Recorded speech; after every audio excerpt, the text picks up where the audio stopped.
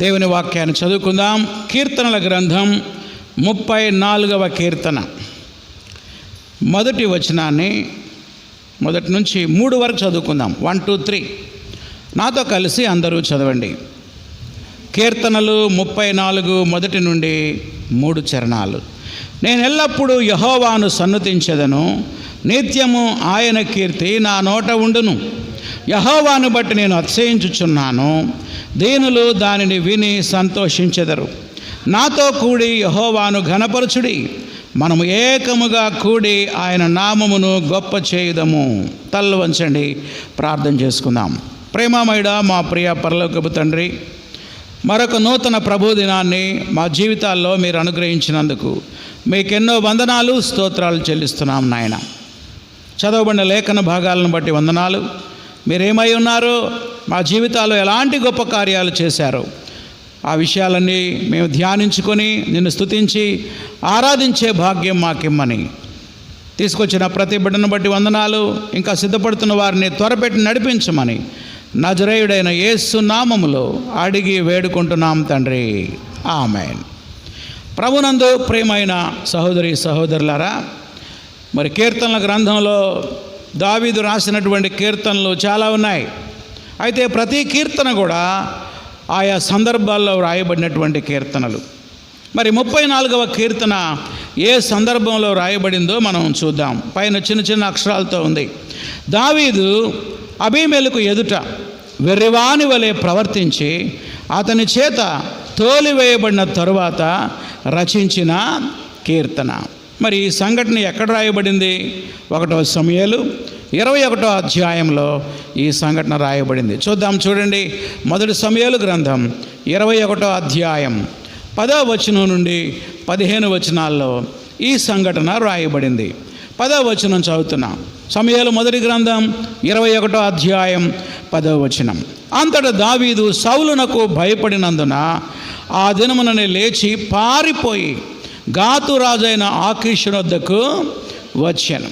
మరి దావీదు మామయ్యైన సౌలు చేత తరంబడుతున్నాడు. దావీదును చంపడానికి 3,000 మంది సైనికుల్ని పంపించాడు. అప్పుడు ప్రాణాలు కాపాడుకోవడానికి దావీదు గాతువాడైన ఆకీషు రాజు దగ్గరికి వెళ్ళాడంట, ఆశ్రయం కోసం. గాతు అంటే ఫిలిష్తీయుల 5 పట్టణాలలో ఒక పట్టణం. అనగా ఇజ్రాయేల్ దేశం నుండి పారిపోయి ఫిలిష్తీ దేశానికి వెళ్ళాడు. ఎవరి దగ్గరికి? ఆకీషు రాజు దగ్గరికి. వెళ్ళగానే ఆ రాజు ముందు నిలబడ్డాడు, అయ్యా నేను ఆశ్రయం కోసం వచ్చాను అని. అప్పుడు వెంటనే ఆకీషు సేవకులు ఏమన్నారో చూడండి. 11వ వచనం. రాజుగారి సేవకులు అంటున్నారు, ఈ దావీదు ఆ దేశపు రాజు కాడా?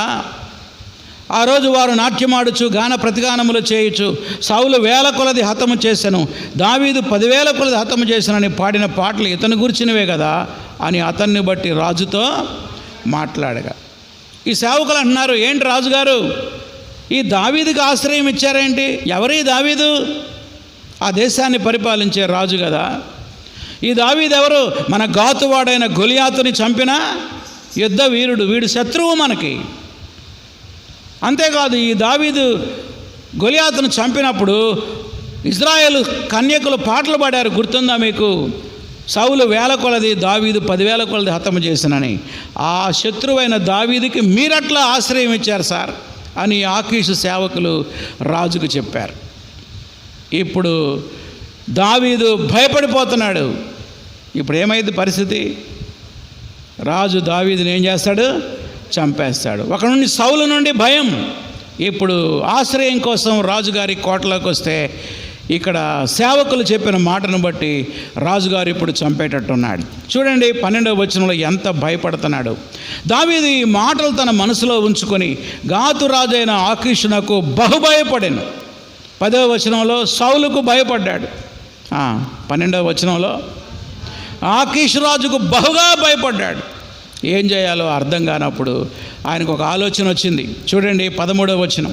దావీదు వారి ఎదుట తన చర్య మార్చుకొని వెర్రివాడిలాగా నటించుచు ద్వారపు తలుపుల మీద గీతలు గీయచ్చు ఉమ్మి తన గడ్డం మీదకి కారణిచ్చుచూ ఉండెను. వారు అతన్ని పట్టుకొని పోగా అతడు పిచ్చి చేష్టలు చేయుచు వచ్చెను. పిచ్చివాడిలాగా నటించాడు. ఈ ఉమ్మంతా ఇట్ట కార్చుకోవడం, తలుపుల మీద ఏదో గీతలు గీయటం, పిచ్చివాడిలాగా నటించాడు. అప్పుడు ఈ దావీదుని తీసుకెళ్తే ఆకీషు రాజన్నాడు, ఎవడరా ఈ పిచ్చివాడిని తీసుకొచ్చారు ఎదురా నా దగ్గరికి, ఈ పిచ్చివాడిని పంపేయండి అన్నారు. అప్పుడు పిచ్చివాడిని వెళ్ళగొట్టేశారు, పిచ్చివాడికి నటించిన దావీదుని. అప్పుడు దావీదు వెలివేయబడినప్పుడు, ఇప్పుడు రండి 34వ కీర్తన. దావీదు అబీమెలెకు ఎదుట వెర్రివాని వలె ప్రవర్తించి అతని చేత తోలివేయబడిన తరువాత రచించిన కీర్తన. మనసులో ఎంత భయపడ్డాడో, ప్రాణాపాయ పరిస్థితుల నుంచి దేవుడు ఆయన్ని తప్పించాడు. అందుకు కృతజ్ఞతగా ఈ 34వ కీర్తన దావీదు భక్తుడు రాశాడు. అర్థమైంది కదా? రైట్. ఈ మొదటి వచనానికి ఒక సహోదరుడు ట్యూన్ కట్టాడు. ఏంటి మొదటి వచనం? నేనెల్లప్పుడు యెహోవాను సన్నుతించెదను, నిత్యము ఆయన కీర్తి నా నోట నుండును అని. ఏమన్నాడు దావీదు? నేను ఎల్లప్పుడూ యెహోవాను స్తుతిస్తాను, నిత్యము ఆయన కీర్తి నా నోట ఉంటుంది. నేను ఎప్పుడు దేవుని స్తుతిస్తా, ఆరాధిస్తా. అక్కడి నుంచి వెలివేయబడి అదుల్లాము గుహలోకి వెళ్ళి దాక్కున్నాడు, ఎవ్వరికీ అందకుండా. అప్పుడు ఆ గుహలో కూర్చొని ఈ పాట రాశాడు. ఏమంటున్నాడో చూడండి, 3వ వచనం. నాతో కూడా మీరు కూడా యెహోవాని గణపరచండి. నేనైతే ఎల్లప్పుడూ దేవుని స్తుతిస్తా, మీరు నాతో కూడా ఎల్లప్పుడూ దేవుణ్ణి ఏం చేయాలి? గణపరచండి. మీరు, నేను, మనందరం. 3వ వచనం 2వ లైన్. ఏకముగా కూడి ఆయన నామమును ఏం చేయాలి? గొప్ప చేయాలి. ఎందుకంటే నా జీవితంలో దేవుడు ఎన్నో గొప్ప కార్యాలు చేశాడు, ఎన్నో ఆశ్చర్య కార్యాలు చేశాడు. వాటన్నిటిని బట్టి నేను, మీరు, మనందరం కలిసి దేవుని మనం స్తుతించుదామని కీర్తనాకారుడైన దావీదు సెలవిస్తూ ఉన్నాడు. చూడండి ఎన్ని చరణాలు ఉన్నాయి? 22 చరణాలు ఉన్నాయి ఈ కీర్తనలో. 22 చరణాల్లో నుంచి మరి 3 విషయాలు మనం ధ్యానం చేసుకుందాం. నోట్ చేసుకోండి. నెంబర్ 1, మన దేవుడు ఎవరంటే ప్రార్థనలు ఆలకించే దేవుడు. చెప్పండి, ప్రార్థనలు ఆలకించే దేవుడు. ఈ కీర్తనలో ఎన్నిసార్లు అన్నాడో ఆ మాట. చూడండి 4వ వచనం. నేను యెహోవా యొద్ద విచారణ చేయగా ఆయన నాకు ఉత్తరం ఇచ్చాను. ఎప్పుడైతే ఆకీషు సేవకులు దావీదు గురించి చెప్తున్నారో అప్పుడే మనసులోనే ప్రార్థన చేస్తున్నాడేమో దావీదు. అయ్యా ఎట తప్పించుకోవాలి, నాకు సహాయం చేయి, నన్ను విడిపించయ్యా అని మనసులోనే ప్రార్థన చేశాడు. అద్భుతం జరిగింది. చూడండి 4వ వచనం 2వ లైన్. నాకు కలిగిన భయములన్నిటిలో నుండి ఆయన నన్ను తప్పించాను. చూసారా? 4వ వచనంలో యెహోవా యొద్ద విచారణ చేశాడు. ఆయన ఏం చేశాడు? దేవుడు ఆయనకి ఉత్తరం ఇచ్చాడు, అనగా జవాబిచ్చాడు. 34వ కీర్తనలో మరొక వచనాన్ని జ్ఞాపకం చేసుకుందాం. 6వ వచనం చదువుతున్నా. ఈ దీనుడు మొరపెట్టగా చెప్పండి, యెహోవా ఆలకించెను. 15వ వచనం చూడండి. యెహోవా దృష్టి నీతిమంతుల మీద ఉన్నది, ఆయన చెవులు వారి మొరలకు వగ్గి ఉన్నవి. నీతిమంతులు ప్రార్థన చేస్తూ ఉంటే దేవుడు తన చెవి యొగ్గి ఆలకిస్తాడని చెప్తున్నాడు. అలాగే 17వ చరణం. నీతిమంతులు మొరపెట్టగా యెహోవా ఆలకించును. ఈ రీతిగా ఈ కీర్తనలో తన ప్రార్థనలకు దేవుడు ఎలా జవాబిచ్చాడో దాన్ని బట్టి ఆయన దేవుని స్తుతించి ఆరాధిస్తున్నాడు. ఒక క్రాస్ రిఫరెన్స్ చూద్దాం. 22వ కీర్తన 24వ చరణం. 22వ కీర్తన 24వ చరణం. ఆయన బాధపడు వాని బాధ తృణీకరింపలేదు, దాన్ని చూసి ఆయన అసహ్యపడలేదు, అతనికి తన ముఖము దాచలేదు. వాడు ఆయనకు మొరపెట్టగా ఆయన ఆలకించెను. హల్లెలూయా. చూసారా? బాధలో ఉన్నప్పుడు ప్రార్థన చేస్తే దేవుడు తృణీకరించలేదు, దేవుడు అసహ్యపడలేదు, తన ముఖాన్ని దాచుకోలేదు. కానీ ఆ బాధలో ఉన్నవాడు మొరపెట్టగా దేవుడు ఏం చేశాడు చెప్పండి? ఆలకించాడు. మరి ఏం చేస్తాడు కీర్తనాకారుడు? ఇప్పుడు 25వ వచనం, 22వ కీర్తన 25వ వచనం. మహాసమాజములో నిన్ను గూర్చి నేను కీర్తన పాడేదను. హల్లెలూయా. దేవుడు నా ప్రార్థనలు ఆలకించి నాకు జవాబిచ్చినందుకు నేను దేవుని స్తుతిస్తానని కీర్తనాకారుడు సెలవిస్తున్నాడు. ప్రియులారా, మన విశ్వాస జీవితంలో కూడా మన కష్టాల్లో, మన బాధల్లో, మన ఇరుకుల్లో, ఇబ్బందుల్లో మనం ప్రభు సన్నిధిలో మొరపెట్టినప్పుడు ప్రభు మన ప్రార్థన తృణీకరించలేదు. హల్లెలూయా. మనల్ని అసహించుకోలేదు, మన ప్రార్థన తృణీకరించలేదు. ఆయన మనం మొరపెట్టినప్పుడు మన మొరలు ఆలకించి జవాబిచ్చినందుకు మనం దేవుని స్తుతించి ఆరాధించాలి. అది మొదటిది. రెండవది, విడిపించిన దేవుడు. మొట్టమొదటిది ప్రార్థనలు ఆలకించిన దేవుడు. రెండవది విడిపించిన దేవుడు. చూడండి 34వ కీర్తన 17వ చరణం చదవండి ఎవరైనా. 34:17. నీతిమంతులు మొరపెట్టగా యెహోవా ఆలకించును, వారి శ్రమలన్నిటిలో నుండి వారిని విడిపించును. అండర్లైన్ చేయండి. వారి శ్రమలన్నిటిలో. అన్నిటిలోనా కొన్నిటిలోనా? కొంతమంది అయితే కొన్నిటిలో సాయం చేస్తారు, అన్నిటిలో మేము యాడ్ చేస్తామండి, మిగతా మీరు చూసుకోవాలంటారు. కానీ దేవుడు అలా కాదండి. మనకెదురయ్యే ప్రతి శ్రమలన్నిటిలో నుండి ఆయన విడిపిస్తానని వాగ్దానం చేస్తున్నాడు. 19వ వచనం కూడా చూడండి. నీతిమంతునికి కలుగు ఆపదలు ఎన్ని? 2, 3 అనేకములు. Numerous, number of. ఎన్నో ఆపదలు వస్తాయి నీతిమంతుడికి. అయితే వాటి అన్నిటిలో నుండి యెహోవా వానిని విడిపించును. దేవునికి స్తోత్రం, హల్లెలూయా. మనం మారు మనసు పొందినప్పటి నుంచి ఇప్పటి వరకు, దేవుని చేత నీతిమంతులుగా తీర్చబడినప్పటి నుండి ఇప్పటి వరకు ఎన్నో ఆపదలు వచ్చాయి.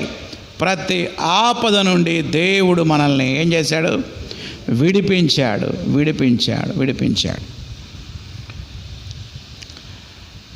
మంగమూరి దేవదాస్ గారు ఒక పాటలో చెప్తాడు, మన ఆపదల్ని సంపదలుగా మారుస్తాడంట దేవుడు. ఏంటి చెప్పండి ఆ మాటని? ఆపదల్ని ఎలా మారుస్తాడు?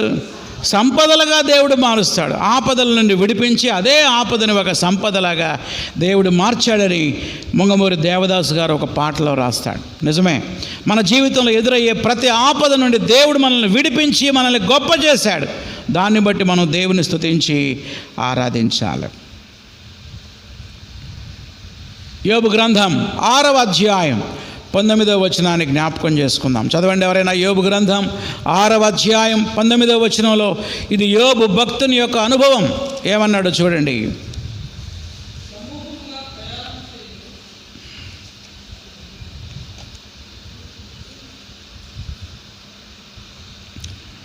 చదవండి.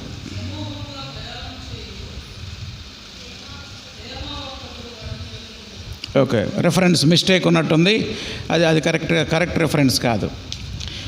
సరే, మూడో విషయాన్ని మనం చూద్దాం. తప్పించిన దేవుడు. మూడోది ఏంటి? తప్పించిన దేవుడు.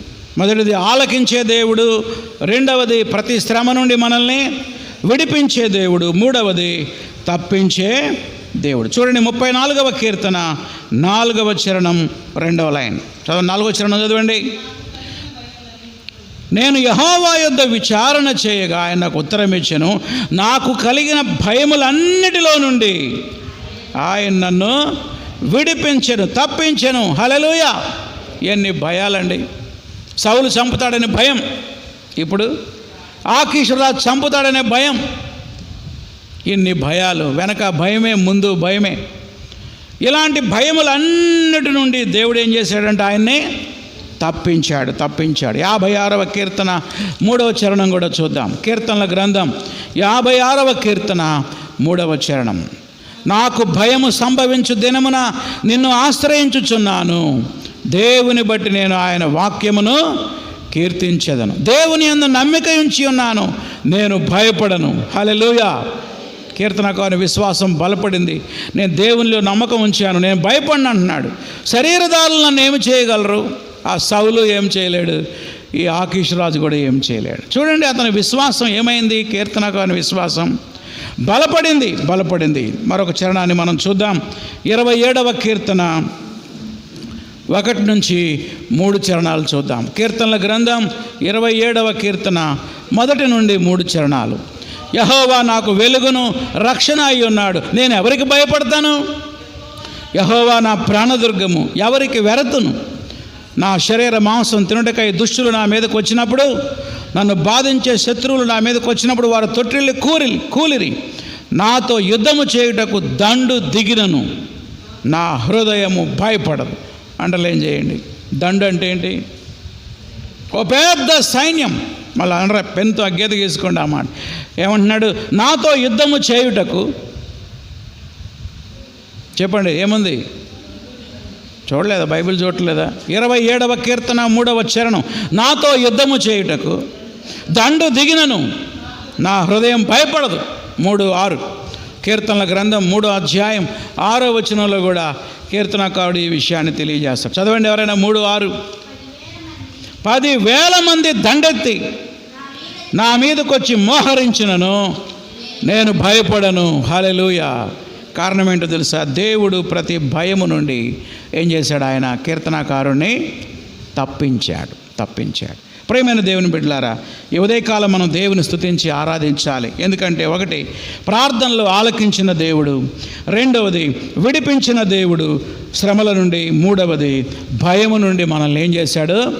తప్పించినటువంటి దేవుడు. ఏ భయం లేకుండా ప్రభు నాతో ఉన్నాడు అని ధైర్యంగా ఉండేటువంటి కృపని దేవుడు మనకు అనుగ్రహించాడు. కనుక ఈ ఉదయకాల సమయంలో మనమందరం తలలు వంచి వీలైతే మోకరించి దేవుని స్తుతించి ఆరాధన చేద్దాం. దేవా, నా ప్రార్థనలు ఆలకించావయ్యా, నీకు వందనాలు.